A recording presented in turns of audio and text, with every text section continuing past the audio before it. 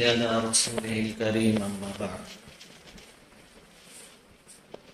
أعوذ بالله من الشيطان الرجيم بسم الله الرحمن الرحيم وما أرسلناك إلا رحمة للعالمين صدق الله العظيم. بزرگوں اور پیارے بھائیوں، ربیع الاول کا مہینہ آدھے سے اوپر گزر چکا. اس مہینے میں عام طور پر نبی کریم صلی اللہ علیہ وسلم کی سیرت بیان کی جاتی ہے. حضور صلی اللہ علیہ وسلم کی سیرت ایک ایسا موضوع ہے، ایسا ٹاپک ہے کہ آدمی مرتے دم تک بولتا رہے لیکن یہ موضوع اور ٹاپک ختم نہ ہو. سینکڑوں نہیں بلکہ ہزاروں کی تعداد میں حضور صلی اللہ علیہ وسلم کی زندگی کے بارے میں کتابیں لکھی گئی اور بڑی بھاری کتابیں لکھی گئی، لیکن ہر لکھنے والے نے آخر میں یہی کہا کہ جیسا لکھنے کا حق تھا وہ حق مجھ سے ادا نہیں ہوا. نبی کریم صلی اللہ علیہ وسلم کے بارے میں قرآن پاک میں اللہ رب العزت کا ارشاد ہے وَمَا أَرْسَلْنَاكَ إِلَّا رَحْمَةً لِّلْعَالَمِينَ، ہم نے آپ کو دنیا جہاں والوں کے لیے، تمام جہاں والوں کے لیے رحمت بنا کر بھیجا ہے. حضور کی ذات اقدس مومنوں کے لیے بھی رحمت ہے، کافروں کے لیے بھی رحمت ہے، انسانوں کے لیے بھی رحمت ہے، جانوروں جناتوں کے لیے بھی رحمت ہے، ہر ایک کے لیے رحمت ہے. کافروں کے لیے رحمت کیسے ہو سکتی ہے؟ قرآن کریم نے پہلی جو امتیں گزری ہیں ان کے حالات بیان فرمائے. سب کا خلاصہ اور نتیجہ یہ ہوا کہ ہر امت نے اپنے موجودہ نبی کو جھٹلایا، ان کی باتوں کو نہیں مانا، تو اللہ تعالیٰ نے ان کو ہلاک و برباد کر دیا، عذاب بھیجا، ان کو ختم کر دیا. سورہ عنکبوت میں اللہ رب العزت کا ارشاد ہے فَكُلًّا أَخَذْنَا بِذَنبِهِ، ہر امت کو ہم نے ان کے گناہوں کی وجہ سے پکڑا عذاب میں. فَمِنْهُمْ مَنْ أَرْسَلْنَا عَلَيْهِ حَاصِبًا، ان میں سے بعض تو وہ تھے جن پر ہم نے تیز و تند ہوا بھیجی، ہوا کا طوفان. یہ طوفان آیا تھا قوم عاد پر. سورہ الحاقہ کے اندر اس کا تفصیلی بیان. اِنَّا أَرْسَلْنَا عَلَيْهِمْ رِيحًا صَرْصَرًا آتِيًا سَخَّرَهَا عَلَيْهِمْ 7 لَيَالٍ و8 أَيَّامٍ حُسُومًا فَتَرَى الْقَوْمَ فِيهَا صَرْعَىٰ كَأَنَّهُمْ أَعْجَازُ نَخْلٍ خَاوِيَةٍ فَهَلْ تَرَىٰ لَهُم مِّن بَاقِيَةٍ. اللہ تعالیٰ فرماتے ہیں کہ اتنی سرد ہوائیں بھیجی، ایسا طوفان بھیجا جو 7 دن اور 8 راتوں تک لگاتار چلتا رہا اور سب کو ختم کر دیا. اللہ تعالیٰ پوچھتے ہیں فَهَلْ تَرَىٰ لَهُم مِّن بَاقِيَةٍ، کوئی بچا ہوا دکھتا ہے تم کو، نظر آتا ہے؟ سب کو ہم نے نمٹا دیا. وَمِنْهُمْ مَنْ أَخَذَتْهُ الصَّيْحَةُ، اگلی امتوں نے جب اپنے نبیوں کی نافرمانیاں کی، اللہ کی نافرمانیاں کی، تو ہم نے عذاب میں پکڑا. بعض امتیں وہ گزری جن کو ایک چیخ نے ہلاک کر دیا. ایک گہری آواز آئی، چیخ و پکار ہوئی، سب کے کلیجے پھٹ گئے. قوم سمود پر یہ عذاب آیا تھا. وَمِنْهُمْ مَنْ خَسَفْنَا بِهِ الْأَرْضَ، اور ان میں سے بعض وہ تھے جن کو ہم نے زمین میں دھسا دیا جبکہ انہوں نے نافرمانیاں کی. قارون کو اللہ تعالیٰ نے زمین میں دھسا دیا.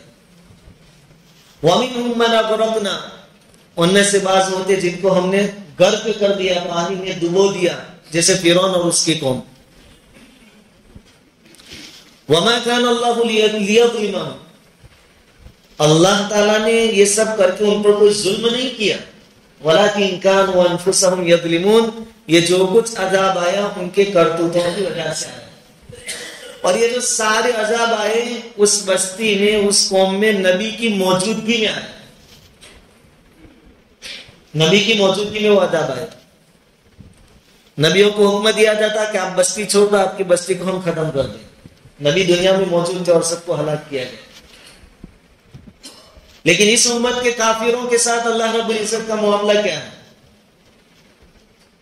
حضور صلی اللہ علیہ وسلم خود فرماتے ہیں، اور حضور کسی چیز میں مبالغہ نہیں کرتے تھے، یعنی ہو اتنا اور بتاتے ہو اتنا، ایسا نہیں ہوتا تھا۔ حضور نے خود فرمایا، حضرت انس رضی اللہ تعالیٰ عنہ روایت کرتے ہیں کہ حضور نے فرمایا کہ اس اللہ کے دین کے خاطر جتنا مجھے ڈرایا گیا کسی اور کو نہیں ڈرایا گیا، جتنا مجھے ستایا گیا تکلیفیں پہنچائی گئی کسی اور کو تکلیفیں نہیں پہنچائی گئی۔ لیکن ان کفار مکہ کو اللہ تعالیٰ نے آپ کی موجودگی میں ہلاک نہیں کیا۔ غزوہ احد کے موقع پر آپ کے دانت مبارک شہید ہوئے، آپ کا چہرہ زخمی ہو گیا، لیکن ایسا کرنے والوں پر ایک ساتھ عذاب نہیں آیا کہ اللہ تعالیٰ نے ان کو دنیا سے بالکل مٹا دیا ہو، ایسا نہیں ہوا۔ طائف کے موقع پر حضور کے ساتھ بہت ناروا سلوک کیا گیا، عذاب کے فرشتے بھی آ گئے تھے، اجازت مانگ رہے تھے۔ حضور نے منع فرمایا کہ مجھے امید ہے یہ نہیں تو ان کے آنے والی نسل ایمان میں داخل ہوگی۔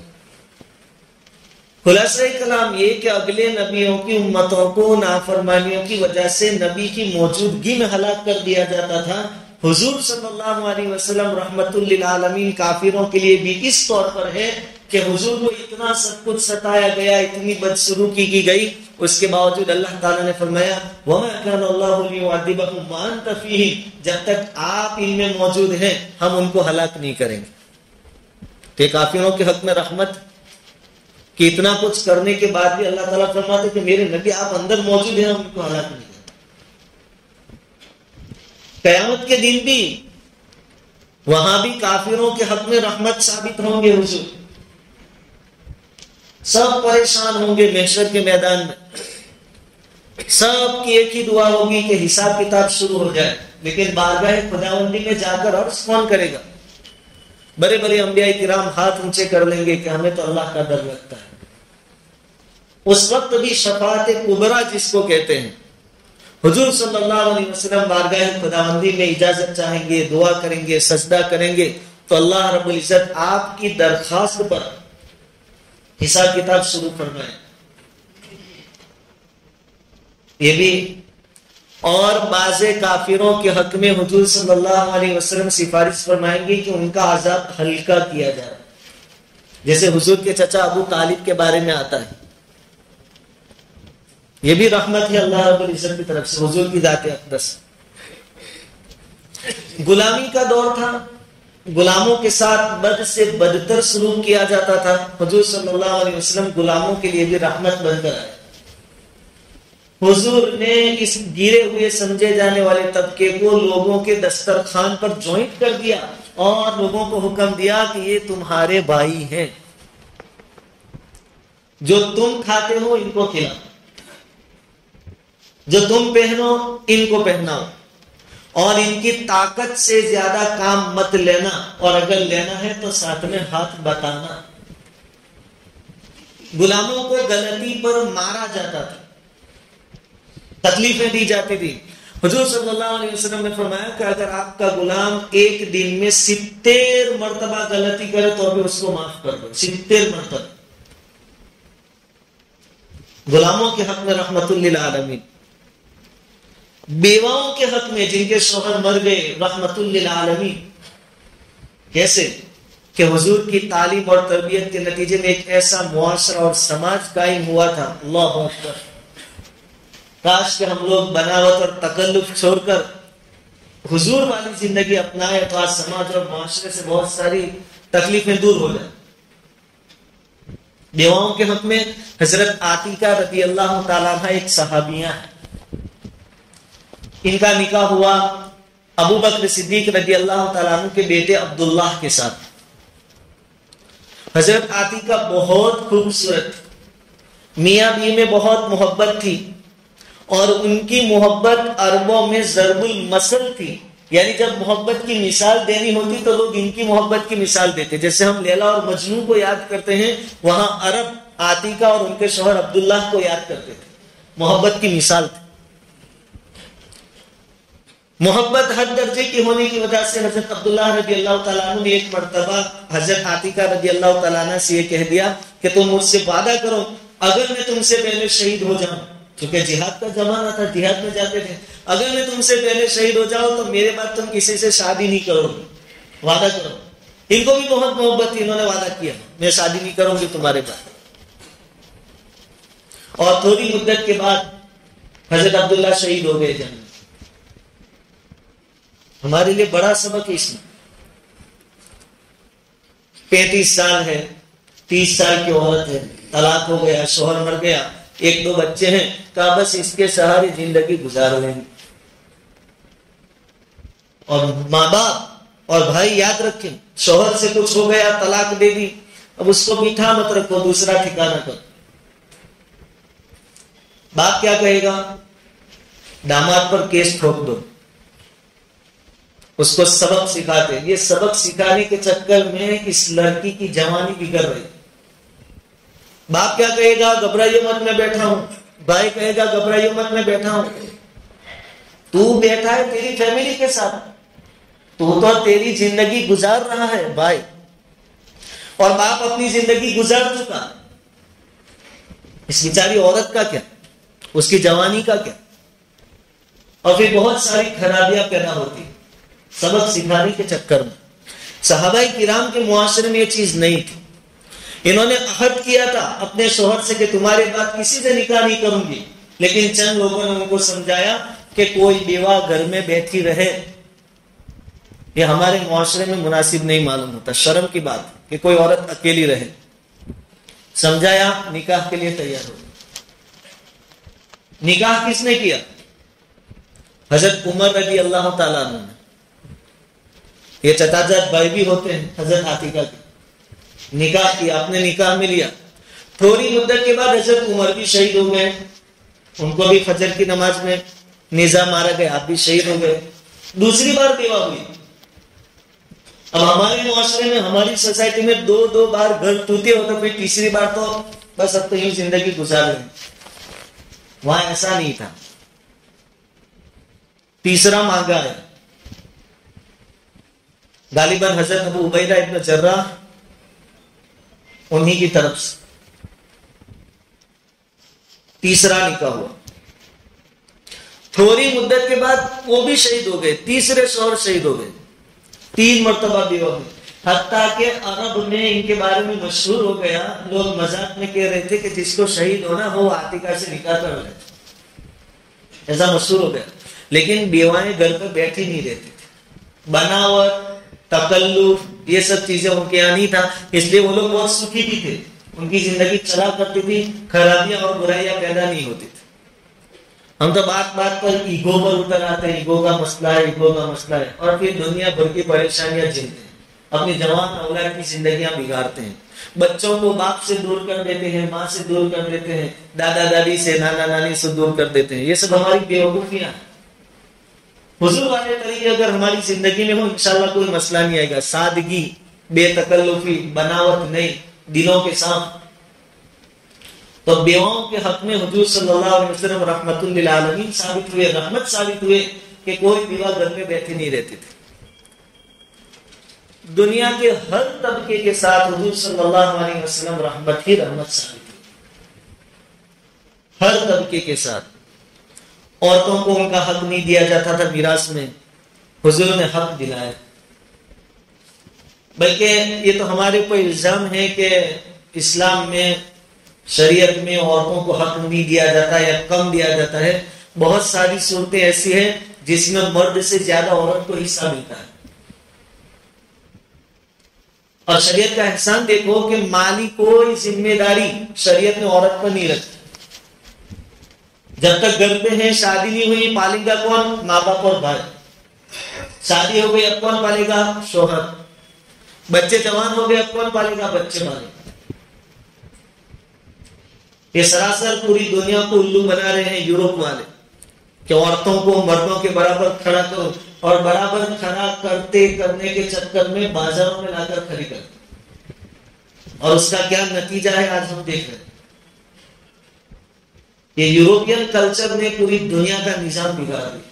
ہمارے پاس تو حضور کی سیرت ہے، ہم دوسرے کسی کے طریقے کو کیوں اختیار کریں؟ حضور کی ذات اس امت کے لیے بہت اعتبار سے رحمت ہے. کئی احکام حضور کی بدولت آسان ہو گئے. پہلی امتوں میں مال غنیمت جو حاصل ہوتا تھا جہاد کے بعد، اس میں کسی کا کوئی حصہ نہیں لگتا. اس امت کو مال غنیمت تقسیم کرنے کا حکم دیا کہ تم نے محنت کی، تم بانٹ لو.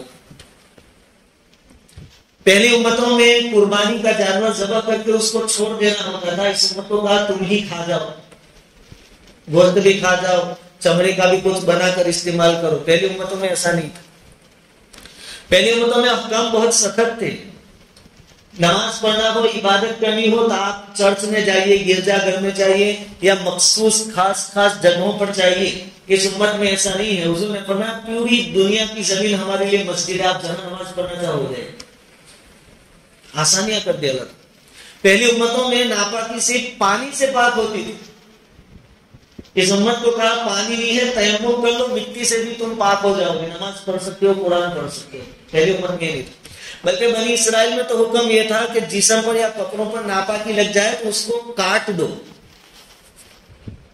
اور ہمیں تو کہا گیا صرف دھو ڈالو، 3 بار پاک ہو جاؤ. بنی اسرائیل نے اللہ تعالیٰ کی نافرمانی کی، شرک کیا. حضرت موسیٰ علیہ السلام جب کوہ طور پر گئے، 40 دنوں تک بچڑے کی پوجا کرنے لگ گئے، شرک میں مبتلا ہو گئے. اللہ تعالیٰ نے ان کی توبہ کا طریقہ یہ بتایا کہ تم ایک دوسرے کو قتل کرو، ایک دوسرے کو قتل کرو. یہ دنیاوی سزا میں تم نمٹ جاؤ گے، آخرت کی سزا سے بچ جاؤ. اب ایک کوئی معمولی سزا تھوڑی ہے، ایک دوسرے کو قتل کرو. اور اس امت کو کہا کتنا بھی بڑا گناہ ہو گیا، حقوق اللہ ہے، اللہ کا کوئی حق چھوڑا ہے، آ جاؤ ہمارے دربار میں 2 آنسو بہارو، کھیل ختم. یہاں ایک دوسرے کی گردن مارنے کی ضرورت نہیں. حقوق العباد میں کچھ گڑبڑ ہوئی، جس کا حق ہے اس کو دے دو، معافی صافی کر لو، کھیل ختم. ثواب بڑھا دیا اللہ تعالیٰ نے. اس امت کو بدنی عبادت میں 1 کے بدلے 10 نیکیاں. من جاء بالحسنۃ فلہ عشر امثالها. ایک نیکی کرو کہ 10 گنیں گے. اور مال خرچ کرتے ہو تو 700 گنا گنیں گے. مثل الذین ينفقون اموالهم فی سبیل اللہ کمثل حبۃ انبتت 7 سنابل. 700 نیکیاں. 1 روپیہ خرچ کیا، 700 خرچ کرنے کا ثواب. اور اگر اخلاص ہے اور ملے گا، واللہ یضاعف لمن یشاء. اور اگر اور آگے بڑھ گئے تو بغیر حساب، بے حساب اجر و ثواب اللہ تعالیٰ. ہر چیز میں نبی کریم صلی اللہ علیہ وسلم کی ذات اقدس سے ہمیں نفع پہنچا ہے، ہمیں فائدہ پہنچا ہے.